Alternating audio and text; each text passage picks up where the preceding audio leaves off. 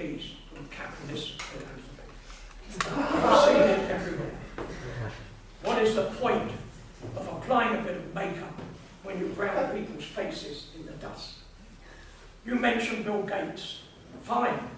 In my bag, I have some statistics of the fantastic number, the thousands of part-time employed by Microsoft because they don't have to pay for care, because they don't have to pay for health, because they don't have to pay for anything that decent employers do. I've got a nephew who works at Bill Gates. I have those figures in there, and they are stunning. So there's always a hidden story. You mentioned the clothes you wear. I look at the clothes I wear. You don't know. They come from Egypt, from Argentina. Do we know what conditions they come in? When we wear our diamond ring, do we look at the diamond miners dying in Africa? Do we do all those things?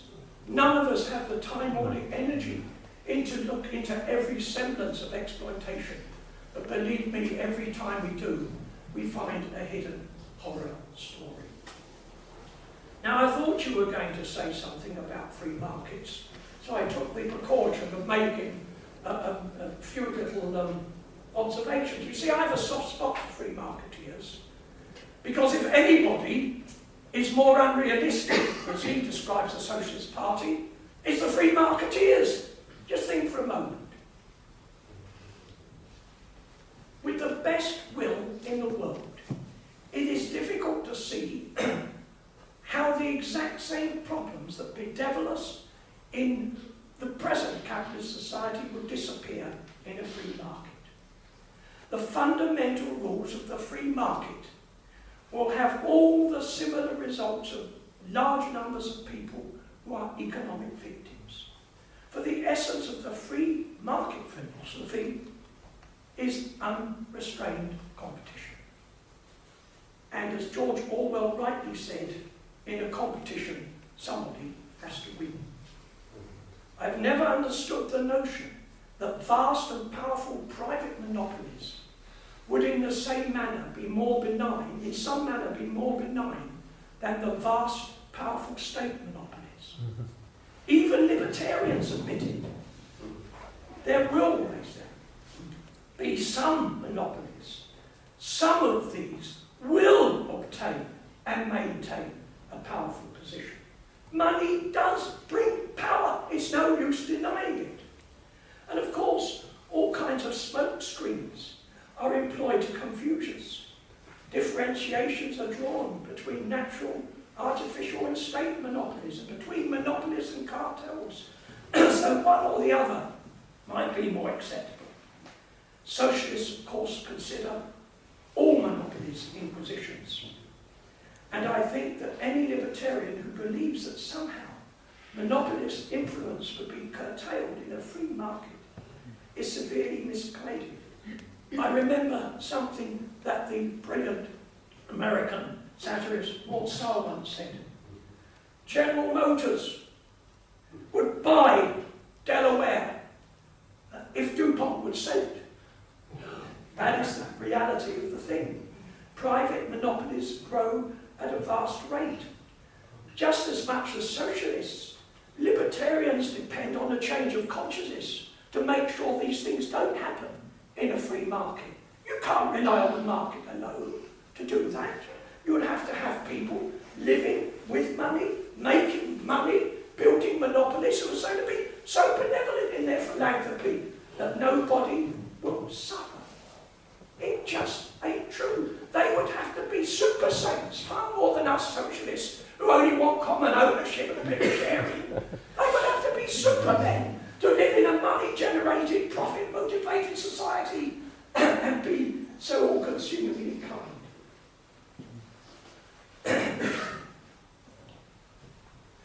I just want to mention something I did say before, which will touch also on something that Eamonn said. I mentioned it would be a moneyless society. And sometimes people ask socialists, how will I pay for my goods? And of course the answer is, you wouldn't. As a participant in that society, socialist society, playing your part in producing what is needed, you would have free access to whatever you require. But, they say, wouldn't people take more than they needed? Was actually necessary. Well, at least they would say money may engender some restraint in this matter. And possibly at first people might take more, but it would be a pointless exercise because what will they do with it? And here's the point I want to make, the difference, illustrating the difference, the merits of free access to money. Some 50 years ago, I had occasion to be receiving of the hospitality of Her Majesty for several months. And I was in an open prison. There were no doors, there were no walls, we had cupboards with no locks. Everything was open, and it was fine. Now, we all had our mugs, we all had our knives and forks, we all had our little things, and if we broke a mug, we'd go to the store and get a new one. Nobody deliberately broke mugs. Nobody had 6 mugs, 12 knives and forks. What happened then? An edict was issued saying that due to the high amount of breakages, which was unacceptable, we would have to pay for our mugs. An outbreak of thieving swept through the prison. Free access, no problem. Money comes into the equation, absolute disaster. The fact is that if I am living in a reality, Eamonn, then so are you. Because the free market would depend as much on a dramatic change of consciousness as socialists would. Here, I think we have common ground because we want to see a change of consciousness of human beings, don't we? I think we do. And the question I'm going to raise at the end is the thing I most want to talk about now, the possibility of a change of consciousness, whether we should lose hope about that possibility. So that's all I want to say, a little bit of summing up. I'll let you judge who is the realist and who isn't. Thank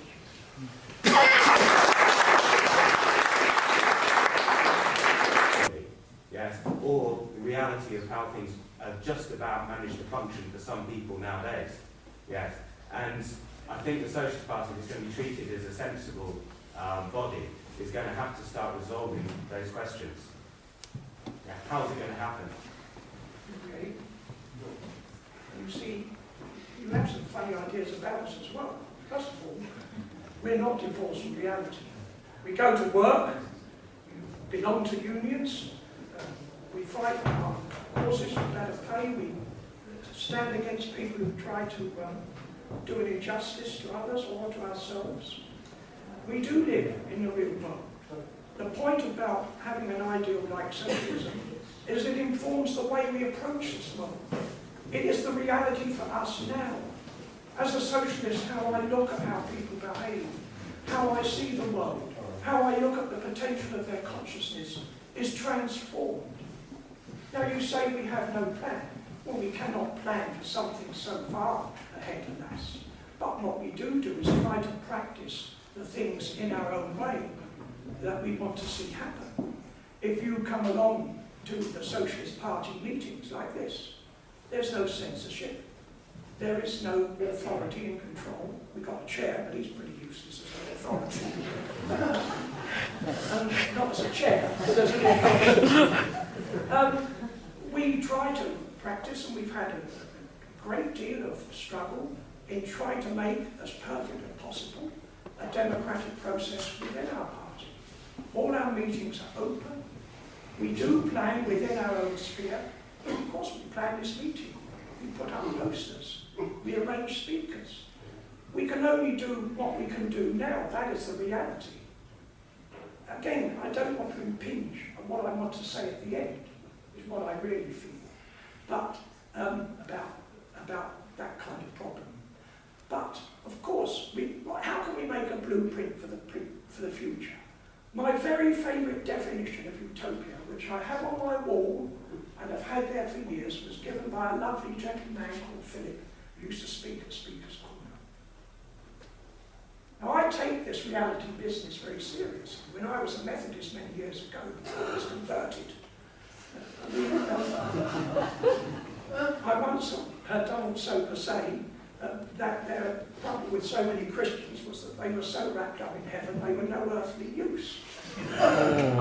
And I feel the same. If people in the Socialist Party do nothing but remove themselves from them. And an old friend of mine, who was accused of being an armchair philosopher, for people who didn't know anything about him, who'd been persecuted by Nazis and communists, been jailed and betrayed, and crossed borders illegally, he used to say in exasperation, "My God, if I can't think these things in my armchair, what can I do?" Anyway, my favourite definition of utopia, by Philip, and it's the one we should all bear in mind when we talk about planning. He has his lovely sign round the neck. In big letters it said, "Utopia." And in small letters it said, "Could be the answer to some of your problems." Let me explain. Gentleman here, please. Can I ask a couple of questions? One is the attitude that you both have to science and technology. Because when we're looking at competition, looking at social justice, a lot of things can be done to help our people, to help people around the world through development in science and technology. And so the question is, which is the best way to encourage competition so that people create more? Is it individual effort, or is it always doing things on a group effort? I think if you study history, it's often a bit of both. And that leads me to the second question, which is, are we listening to you both, which is extremely entertaining and enjoyable, also listening to a false dichotomy? Because maybe we should be looking at a happy mean, the social market economy, capitalism with the National Health Service, the welfare state, slightly more effective than it is at the moment, but something that brings the best of both. I suppose that's a kind of rhetoric.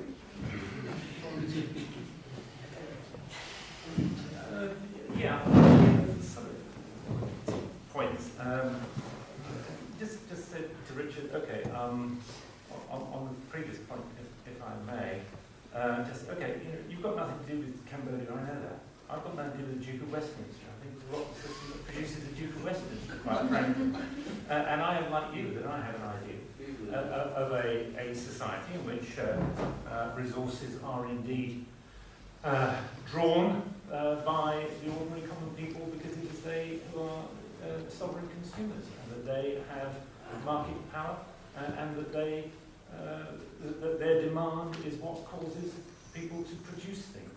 And so things are produced in order to satisfy those demands, and that's, roughly speaking, my ideal of society, and I do not wish to have a society which produces monopolies. And I think that's actually more likely to happen in various kinds of socialist society than it is in a capitalist one, quite frankly. Although with our regulation, as I say, we do tend to produce more of it than we actually want. And I think that's the problem there, is not that we have too little government, but that we have too much. So I think you and I probably are both on the small government side. But it seems to me that when you have common ownership, you have to decide how those means of production, whatever it is that you're talking about, who is it that decides how they are actually used and deployed? We're talking about very complicated decisions here. As the person at the back said, it's a big world. There are hundreds and thousands of different possibilities for production. You can produce hundreds of thousands of different things in hundreds of thousands of different ways. It's a very complicated system. You can't just plug it into a computer and say this is the ideal arrangement of goods and this is the ideal arrangement of how to produce them. You don't know. And that's why you need this evolutionary system. You need a system in which people try different ideas, and some succeed and some fail. And you do more of the things that succeed and less of the things that fail. And that is fundamentally a market system. So that's the system which I want. Turning to your specific point, science and technology, I have the faintest idea is the answer to the question, because I don't know enough about it. But it seems to me that competitive systems are generally better at driving people forward, and it is this evolutionary sort of process that it's not like a game where there's a fixed pie and somebody's got to lose in order that somebody else has the pie. What you're trying to do is grow the pie, and you grow the pie through that competitive process, and it is like evolution. You carry on and you get bigger and better and all the rest of it. And it seems to me that that's probably as true in science and technology as anything else. Science has got to have some purpose to it, and often it's driven by the needs of business who support scientific research. I think that's altogether credible. In terms of the false dichotomy thing, sorry, I'm going on. In terms of the false dichotomy thing, no, I think there's a real choice here. I think you have one or the other. I look at China and I look at India, right? And they're both marching ahead. They're embracing capitalist ideas and market economy and trade and competition and all of these things. Which is going to succeed? I'll tell you which will succeed. China will succeed. Because they've got what's going to happen in India is as soon as people get a little bit of wealth, everyone's going to get together and decide how to carve it up. You're going to have a democratic system, you're going to have a welfare state, and then the whole thing will come to a screeching halt. We've seen that happen before, whereas China will just carry on. So no, I think I think the problem with the sort of social democratic thing is that you get drawn into actually more and more socialism just by the democratic nature of it. People vote for big spending governments and low taxes, and that's it. So I don't think that's a real option. It's what we've got, I'm afraid, it's not sustainable. Okay, I should try and answer your 2 points correctly. First of all, what you suggest about the sort of amalgam mixture, it's very nice. We've got terms for that. We call it gradualism, we call it transitionalism. Sometimes we're feeling mean, we call it compromise. I'm afraid at my time of life, I ain't into that ball game. I have to say what I have to say because I'm looking for change, beyond the change, beyond the change, beyond the change. Not what we've got now, and what we can fiddle about. You can fiddle about with the mechanisms of capitalism and production all you like, but the bottom line is it will remain like a broken engine, unworkable. Very important question on science, and one I've often pondered myself. Most people believe that we socialists live in a world of woolly jumpers and sandals and beards, and we communicate by thought processes. Ain't true. Apart from the Socialist Standard and Private Eye, the only magazine I took regularly was the Scientific American. And I often used to get up at Socialist Party conferences and say to them, look, what we're putting on here, you know, you're making a statement, be like the Scientific American. Does consciousness have a physical basis? Question mark. And you turn the pages and there's 12 different views. That's what I love. And in science, that's very exciting. Science has got such a wonderful things to bring to us. But we have the same problem there. Did you know? I used to be a bit of an expert on nuclear business and wars and things. Did you know that the Heritage Foundation and others who financed laser research, unless you had something that was applicable to military use, you would not get a job. That was the reality of that situation. People working in America on lasers. Unfortunately, that goes through science. There are scientists who have tried to break that down, to break those vested interests. And it's a nice point. What gets the most out of science?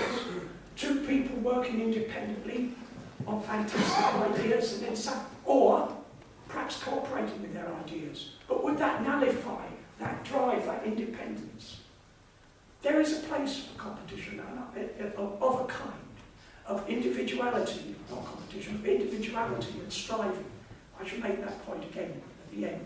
It is a great question, it is a great dilemma. Science can change the world and revolutionise it. By the way, as for the problem of worldwide decisions, we don't seem to have a problem every year in people worldwide voting for the worst song ever written. So I don't think that in the future it might be such a problem as we imagine.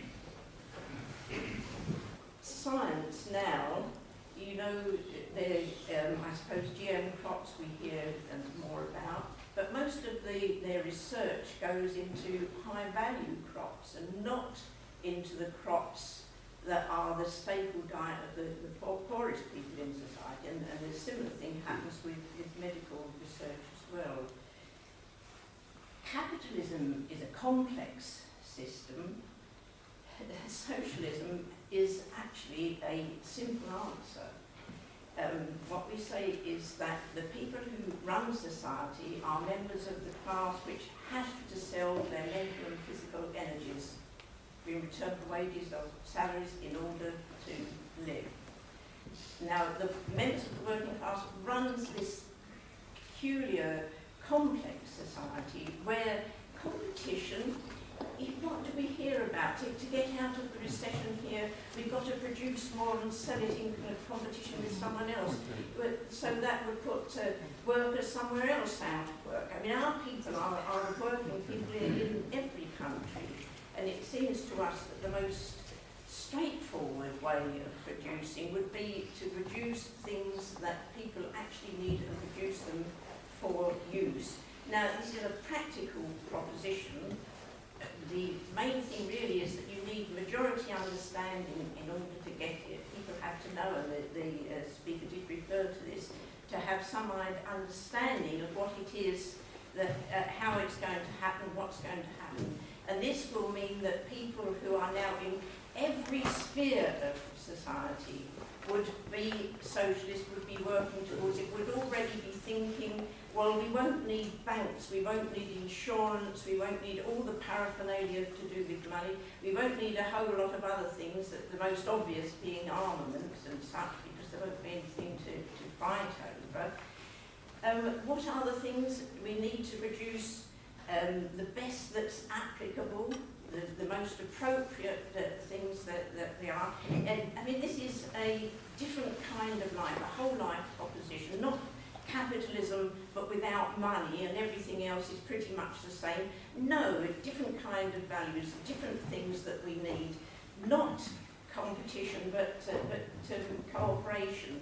Equality, in as much as we have the equal right of free access to what is produced. We stand in an equal relationship to the means for producing. But we produce the best that's appropriate.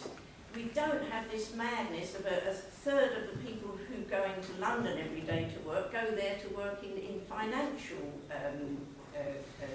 enterprises of one kind and another. It's a different kind of proposition. We hear on farming programs, they talk about what we've got to do to feed everyone, but that isn't the aim. They don't produce food because it's needed. Of course, as the other speaker said, if you don't produce things that nobody wants, but everyone needs food, but it's produced to be sold, and if you haven't got the money, then you go hungry. And I mean, it's an absolutely ridiculous situation that thinking, reasoning human beings cannot devise a better way of doing things, and we say that a better way of doing things would be common ownership, democratic control of the means for producing and distributing wealth. If you think that, well, the whole world situation, maybe that makes it more difficult, but local, the production will be as local as possible, food produced locally as far as possible, not this wretched business where thousands and thousands of tons of flowers are produced in places where they don't have enough to eat to come to the Western market where they grow cash crops to send to European markets. It's an absolute nonsense. In Ethiopia, when they had problems with power cuts, they assured the power supply to the flour producers, while people who were making food for babies and special case for malnourished children, they didn't get the power in the power cuts. You know, it's an absolutely obscene system that is capitalism. And as we say, capitalism is a complex system. Socialism is a simple system, but we need majority understanding to get it. Capitalism, whether it's the system that exists at the moment or the fantasy dreamt up in the minds of so-called libertarian capitalists, it's a system of deceptive illusion. That's why, if you think of it, the slogan Arbeit macht frei sums up capitalism very well indeed. I think probably most people have heard of the term over the entrance to Auschwitz concentration camp. The translation, which I think probably most people are aware of, is work brings freedom. That is what the apologists for capitalism would have us believe in their fantasy world. There are millions of people working their socks off in this country and all over the world.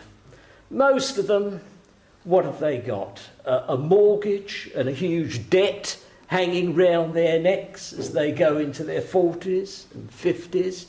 If they're living in the third world, if we have a look at United Nations statistics, I won't bore you with too many, but the crucial ones. 1 billion of the world's population, nearly a sixth of them, has got no access to clean drinking water. A further, around 1 billion has got no access to the vital medical services they need in order to survive. Another significant factor is about 10 million children per year die because of they're not given the correct treatment that they need. They die through preventable diseases, which a society like socialism, catering for human need, would easily be able to provide them with those medical needs. The illusion that's been peddled by the apologists of capitalism is the idea that the consumer is king. Just open your eyes, look around at the world, not necessarily in Africa or in South America, but even in this country. See the people sitting on the who are sleeping rough out on the streets in London and countless other cities throughout the world. See the people starving in Africa and South America. How much are they kings as consumers?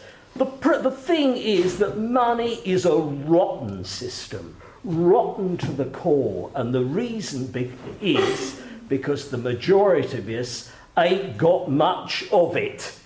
And that is the key to it. All this fantasy about, oh yes, you can go along to your supermarket and buy yourself the latest widescreen TV. You try saying that to the average African peasant. You try saying that to the people on the dole, and there are more of them. And of course, the other thing that capitalism, whether it's the present rubbish or the libertarian capitalists' rubbish, there's one thing that capitalism will never be able to solve, and that is its inevitable trade cycle of booms and slumps. So what I often say to the latest apologist of capitalism is, okay, well, maybe in a year or so's time, we'll be out of this credit crunch and slump, and then we're going to boom. But what about the next trade slump? And the one after that, and the one after that. So what socialists are saying here tonight, that if you want to avoid all that misery, if you really want to make human beings king, not consumers, because there won't be any money, as Richard has clearly explained, we're talking about a system of common ownership without exchange, but people taking according to your need. If you want that type of world, you'll reject the lunacy that we've got at the moment and support a system which supports all of humanity and not just a privileged few. How do you get people to not take more than they need? Because you have to account for human nature, or whatever kind of society or philosophy you have. How do you regulate things? It's all very well when there's plenty to go around and everyone will take what they need. But when there isn't enough to go around, how does it work? I mean, ideally, yes, that everyone can be sharing, but how does it work? And what would you have instead of money?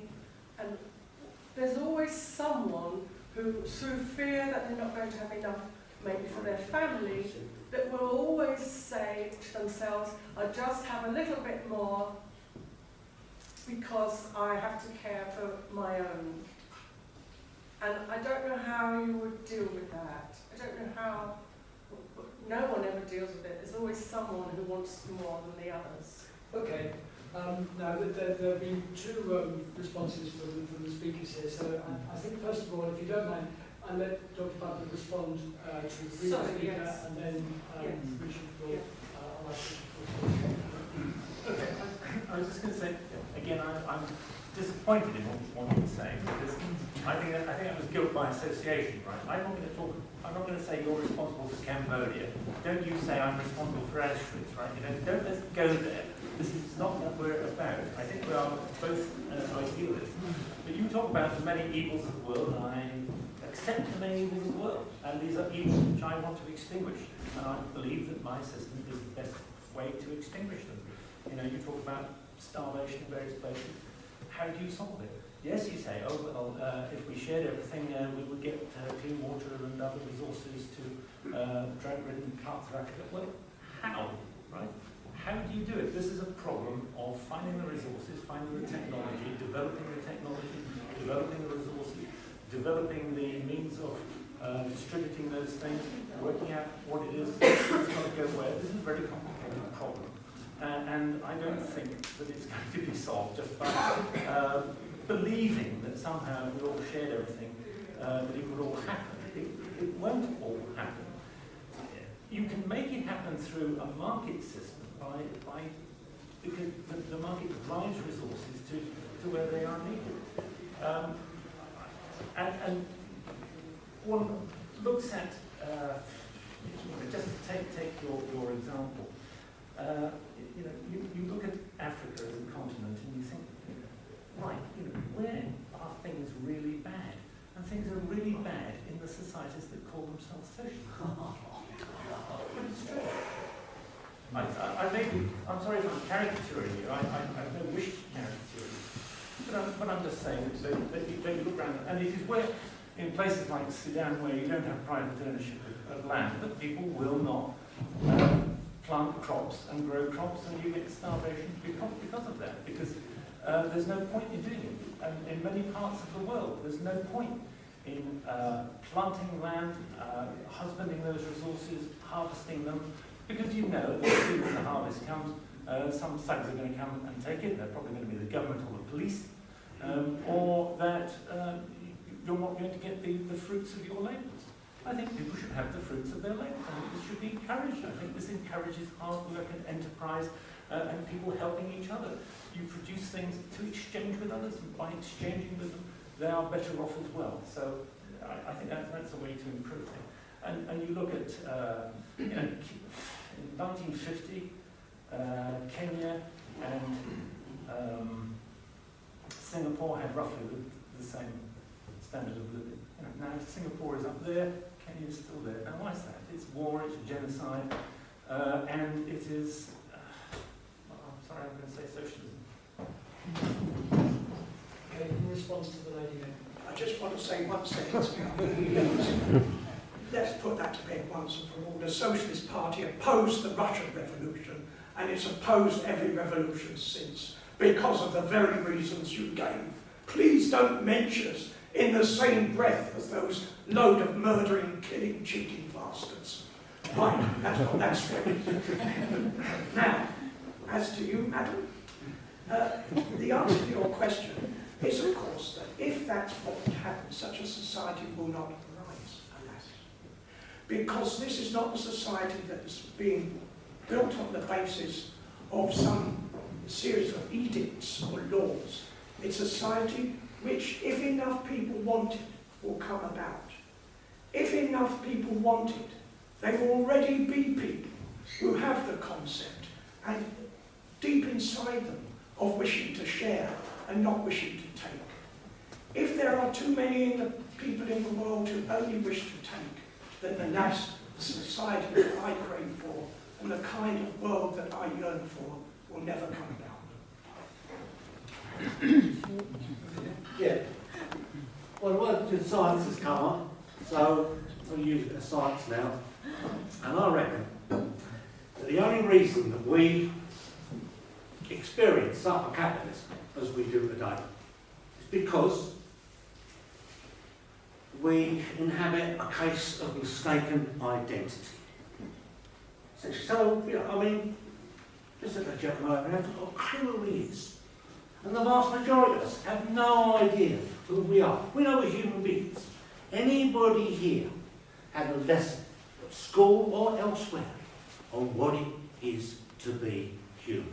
Anybody? Yes. Thank you. So, okay, sir. I mean, let's see if your experience tallies up with mine. I've had a look at what it is to be human. And what you have to do, you have to have a look at some history, and some genetics, and some paleoarchaeology. And the paleoarchaeologists tell us that modern humans, just like us, with the same kind of potential, emerged out of nature a couple of 100,000 years ago, Eastern Africa. That's where the best science comes from. Well adapted, successful, and we spread out. And spreading out, we got separated by the superficial, by language, by costume, by cuisine, by custom and tradition. Now, if we go to genetics, what we find is the geneticists tell us that we all carry this mitochondrial DNA. And if we trace that back around 120,000 years, we all share, without doubt, the greatest of all great-grandmothers. And we have chromosomal DNA. And around 90,000 years ago, they reckon we all share the greatest of all great-grandfathers. So that, undoubtedly, makes us irrefutably family. Now, in a family that functions like, and I was lucky enough to be brought up in quite a functional family, there was an ethic that was followed. And it was from each according to ability to each according to need. And that is the ethic, the philosophy that makes a family function. Now, we live in a society where we are all irrefutably members of the same family, where that ethic does not apply. So therefore, it's obvious why our society is dysfunctional. And as I said before, the great thing about socialism, waking up to who you are, because who you believe yourself to be determines what you want. Me, I see myself as a member of the human family, and rightly so, and I want to be true to myself, then I therefore want a family life. A society where I bring to the best of my ability, and I take according to myself determined needs, where I can. You see, the way Marx had a wonderful expression. He said, in place of the old bourgeois society, the old commercial society, with its classes and class antagonisms, we shall have an association where the condition for the free development of each is the condition for the free development of all.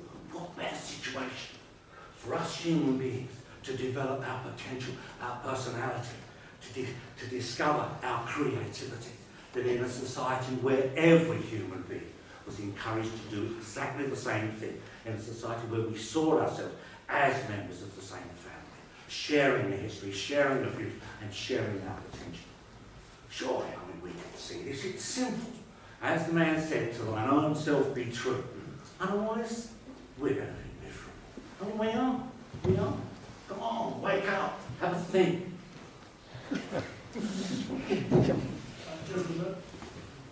I have a question for Eamonn, and it is really a question. It's not really meant to be a debating point. You talked a few times about you were in favour of a market economy with less regulation. And I just wondered, I'd like to ask a bit more of what you mean by that. So I'm thinking, for example, with environmental problems like climate change, other environmental problems. Most economists accept that these are market externalities. So in other words, there are certain environmental values that are not taken into account by the price mechanism. Therefore, most supporters of capitalism are in favour of regulation in order to make sure that those values are taken into account by the market. So I'm wondering, if you're in favour of less regulation, do you feel in a way that you're going against the grain in some ways, even amongst supporters of capitalism? Because as well, you know, we hear a lot at the moment talk about the banking crisis and a lot of talk about more regulation. So what exactly does it mean to be in favour of less regulation? Are you thinking of, is this a laissez-faire type view that you've got of the market economy?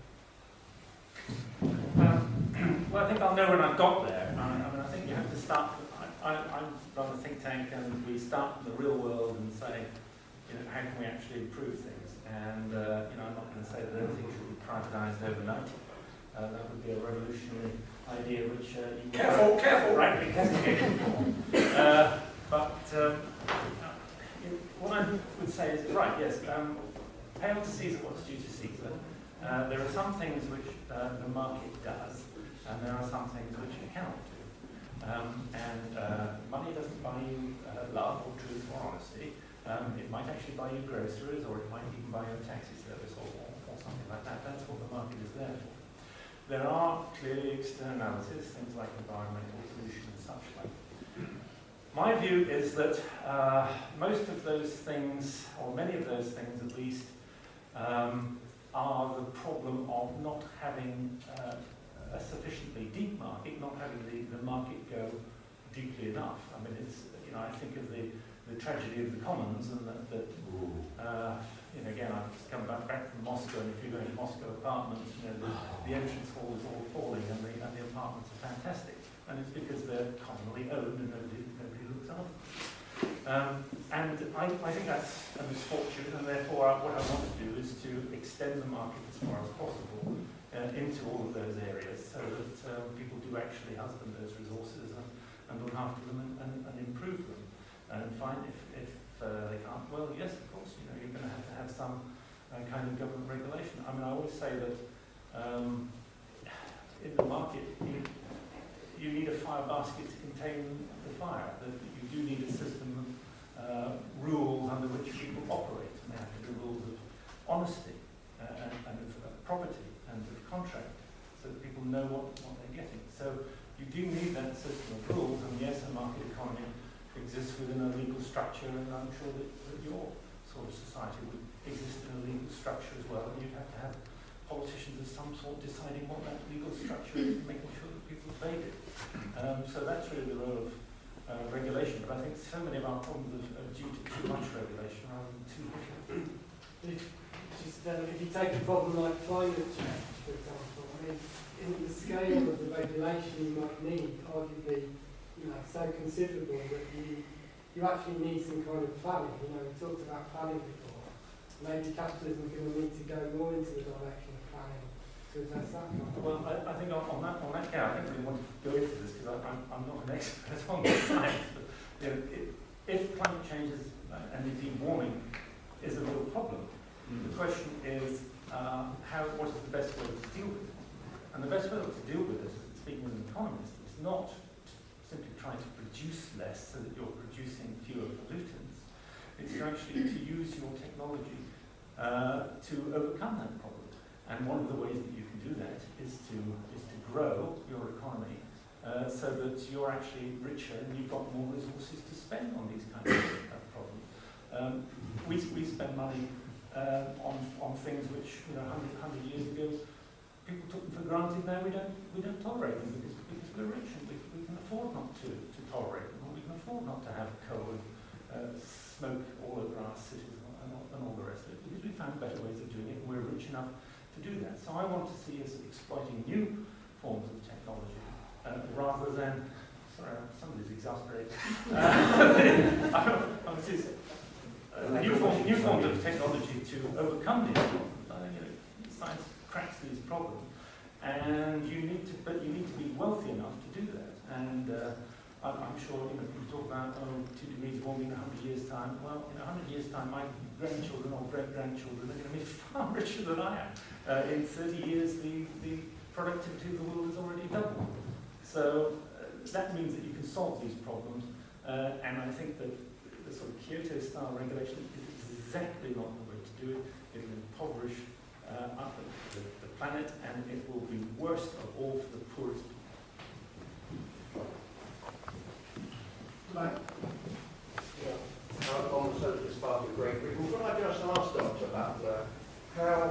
First and Second World Wars, a product of capitalism, what benefit they were to the working class of the world? I'd just like to know. I'm not a historian, and I dispute the idea that war is a capitalist creation. It's really, I am a historian and it's very bad for business. Yes. I've always believed that when countries trade together, they're much less likely to go to war. And the reason for that is because people have a stake in that trade and that exchange. And therefore, I want to see a world in which all countries, all nations, all people are involved in a global exchange system, because then they've got a stake in maintaining good relations with everybody else. You don't go to war with somebody that's supplying your essential need. So that, I think, would be my answer. Right, thank you. As a member of the Socialist Party, and I'm so pleased that I am, it makes me getting out of bed in the morning worthwhile. I never feel unhappy to get out of bed. I'd just like to say, in view of your countries trade together, well, I'm not going to go too far back, not as far back as some of the speakers here, but not so long ago, Britain was riding high on the backs of a great many other people in countries far away from here. That's where they made their wealth. They still haven't come to that conclusion. They got their wealth. Not everyone can go around the world pouncing off of other people. Deprivation, degradation and despair which they bring to them. Britain didn't have great ideas, invent something and make money that way. They took from other people. They took people's lives, their children, generation after generation. And historians should know that, so that will get that one through. The other thing is, firstly, I am really angry when I hear nonsense from people who wear t-shirts or hats or make a point about they're a communist, they're a socialist, and Marx used the terms interchangeably. He used them as though they're really the same. You, Eamonn, and I think you gave a really good speech. I really enjoyed your talk and everything else. The vote motive is corrupt. I don't know if you remember coming out with that. Now, my understanding since being with the Socialist Party, and I believe every Socialist member of the party, would say that Socialists are not looking to go and be career politicians, sitting in Parliament, nicking the expenses and lining our pockets. We're not interested in that. We want to abolish Parliament. We want to get rid of leaders.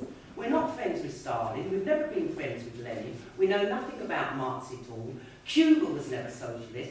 Africa, don't bring the tyrants to me that they were socialists. They might have called themselves Marxist this or Marxist that, but there are 12 million different types of Marxism. Socialism, as defined by us, is the control of the working class. Whether you call yourself middle class, upper middle class, lower middle class, to the side middle class or whatever, we the ones who go to work for a wage or a salary, where we have to prostitute ourselves for longer time than necessary, in a financial crisis like the speaker here said from the Socialist Party, people working for nothing in capitalism. There's got to be a law against that. Capitalism is supposed to pay you. It's such a disgrace. Every day capitalism destroys millions of lives around the world. We have crap, shoddy, stinking food which we're supposed to be pleased about because it's cheap. I want to eat decent food. I want my children to eat decent food, particularly when I'm pregnant. I want those things, and I don't think I'm the only person in the world. I'm not shouting at you. I'm just a bit angry because I've heard people call themselves socialists and then mention Russia. Forget this nonsense. The Socialist Party stands alone. It's nothing to do with them. If you want to know who we are and what we're about, read our literature. Now, let me just get to me a few questions here. If consumer is sovereign, when I walk into Sainsbury's with me £64 unemployment benefit, because I was made redundant not long ago on my crappy little job, if I want to go in there and I'm a penny short, unless that cashier knows the camera's not watching, she'll let me have it. But to put back food because you're short of 10pence, it's not the corner shop where I can put it on the slate. Millions of people throughout the world, and in London, in England, in Britain, in Wales, Scotland, Ireland, are going to bed hungry. I used to work in schools in the Lambeth area when they stopped school dinners.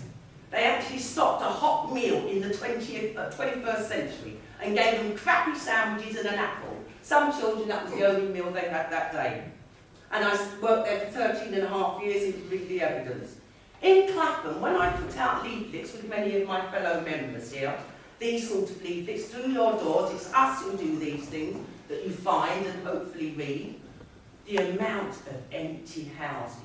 I am so amazed. I am a resident of Lambeth.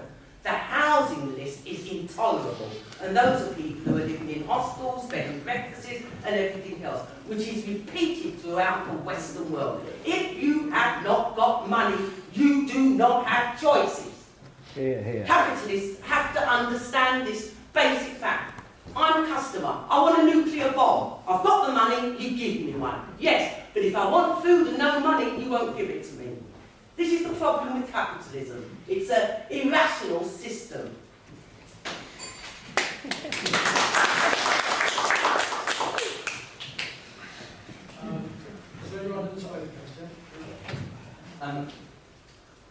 All this sort of talk about capitalism being natural to us. I wonder if it's so natural, why do we have to walk down the street and see massive, fuck off billboards, buy this, you don't really need it, but buy this, why do we have these parades through the streets of, welcome home troops with our Union Jacks? If it's so natural, why do we need this bombardment of images? Why do we, guide a board called The Spectacle, just to keep us, in chains in the social system? Surely there's nothing natural about it. If it was natural, we wouldn't need that. Very well said. Yeah, well said. Anyone want to speak again? Okay, right. Look, we have mentioned war, and we have a historian here that said that capitalism isn't the cause of war. Capitalism wasn't the cause of the First War and the Second War. Well, let's have a look. That was the point. Well, the point of view The of Second War was actually a war against National Socialism.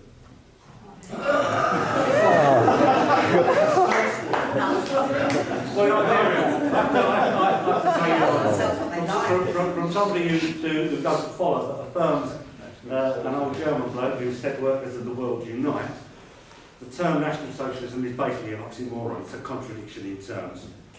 If you look at if you look at all modern wars, they are fought over a variety of things: raw materials, trade routes, markets, spheres of commercial influence. That's what wars are about, and that's what capitalism is all about. So there you have it. So I just want to come back on that.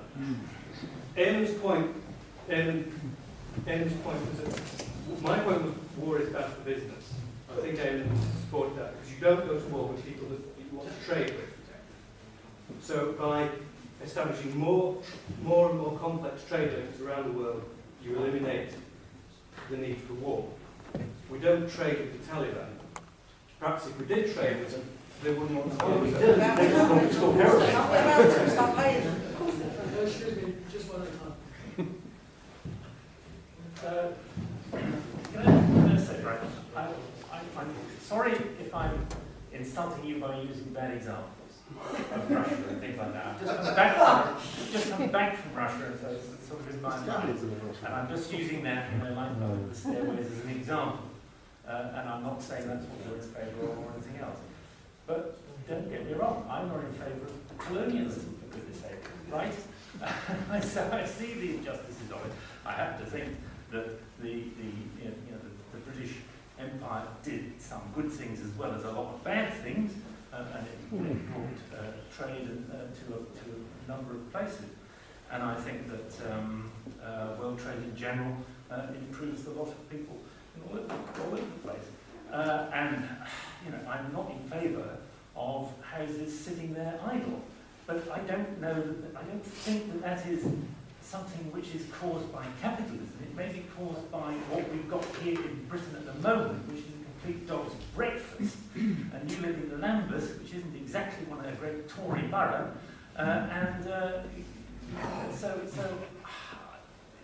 let's look at what we're actually talking about and the ideals that we're trying to establish and grope our way to, rather than blame people for all the ills of the present world. I'm not blaming you for the ills of present socialist countries or so-called socialist countries. Sorry, I didn't mean to say that.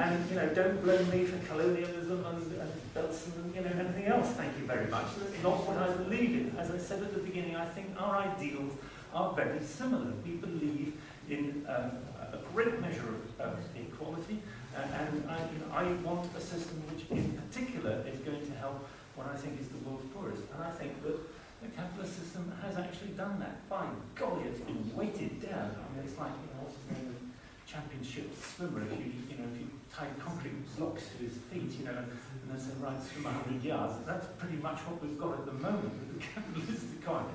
And the problem is politics. I'm delighted to hear that you're against politics. Well, so am I. Because I think that is what wars have been about. Not so much about resources and all the rest of it. Yeah, sure, there's a fair measure of that. I don't deny it. But what modern warfare is about is actually imposing political systems. And that I utterly about. And I think that's contrary to the concept of a world capitalism. First of all, I just want to briefly go back to this, as I say, illusion of capitalism, that a consumer is king, and also some Auschwitz connotations again, connecting it with capitalism. As you look at the commuters, as they're crowded in their tube trains, struggling to get on the bus, afraid to say anything that might offend their line manager, knowing that if they do, they will be the first in line for the P45 or demotion. You can't help but think to yourself that here under capitalism, for all the bogus talk about freedom, what we've really got is a dictatorship. A dictatorship really more pernicious in an ironical way than the Soviet Union, because it's outlasted the Soviet Union. And it's outlasted. Nazi Germany existed for about 12 years, from 33 to 45. Capitalism has been going on for hundreds of years with its mining disasters. That was your free market economy for you, when you didn't have much state intervention. The little children losing their fingers in the textile mills of Lancashire, that was your free market economy, which the so-called libertarians so love to talk about. Not so different, really, from the dictatorship of the Soviet Union, because how many human beings would go down the mine, little children of 2 years old in the early days of libertarian capitalism? How much liberty did they have? How much liberty in the modern capitalism has as the ordinary worker? As I say, whether he lives in a so-called developed country like England, or whether he lives in the early days of capitalism, capitalism is capitalism, and that equals dictatorship. Dictatorship of the boardroom, of the rich who've robbed from the rest of us.